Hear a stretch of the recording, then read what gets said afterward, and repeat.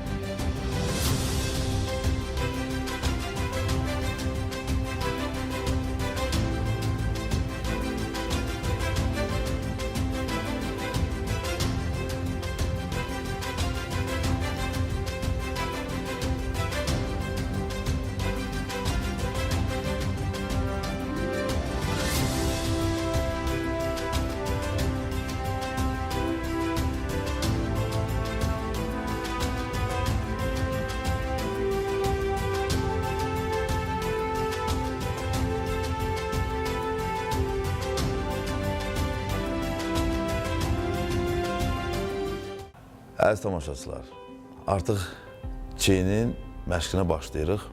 Çiyinin üst əzələsinə başlayacaq. Amma istəyirəm deyim ki, mən bu günləri daha çox bu qantellərdən istifadə edəcəm.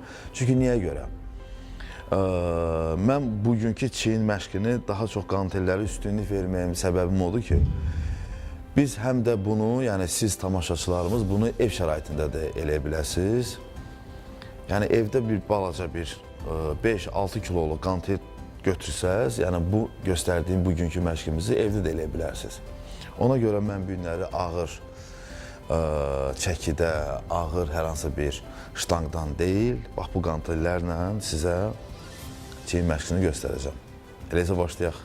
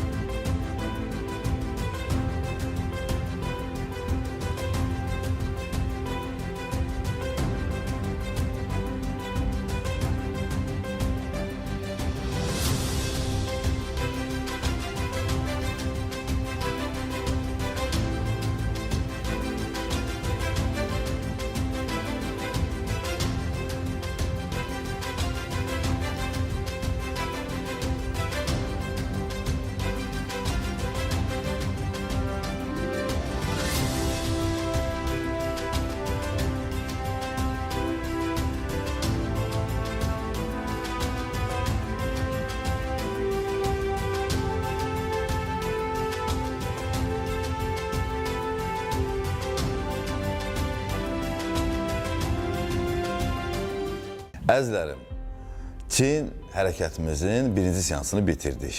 Təbii ki, hər seansda 12 dəfə eləyirik. Nəfəsə də diqqət eləyirik, buna da çox diqqət eləyin. Və demək istəyirəm ki, bu hərəkətimizi həm ev şəraitində, həm də ki, idman zallarında da bu hərəkəti eləyə bilərik. Deməli, bu hərəkət çiyinimizin üst əzələsi üçündür.